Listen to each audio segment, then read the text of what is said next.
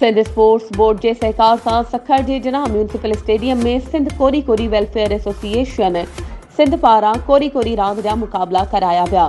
घोटकी ऐं सखर जी टीमुनि विच में रांदि खेॾी वई। सखर जी टीम रांदि खटे घोटकी जी टीम खे हाराए छॾियो।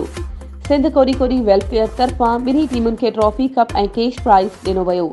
इन मौक़े ते सिंध कोरी कोरी वेलफेयर एसोसिएशन सिंध जे सदर मोहम्मद पनाह महर, जनरल सेक्रेटरी हाजी अली हसन शेख ऐं ॿियनि जो चवणु हो त कोरी कोरी सिंध जी सकाफ़ती रांदि आहे, जंहिंखे हथ वठाइण लाइ रांदियुनि जा मुक़ाबला कराया आहिनि।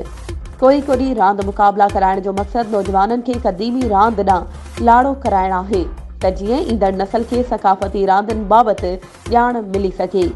असांजी तंज़ीम सखर डिवीज़न समेत सिंध जे ॿियनि ज़िलनि में कोरी कोरी मल मंझवटी रांदि जा मुक़ाबला कराया आहिनि। विनर ऐं रनर टीमुनि खे कैश इनाम ऐं ट्रॉफियूं बि ॾिनियूं आहिनि, जॾहिं त आयल महिमाननि खे अजरक ऐं टोपी जा तोहफ़ा पिणु पेश कया विया आहिनि।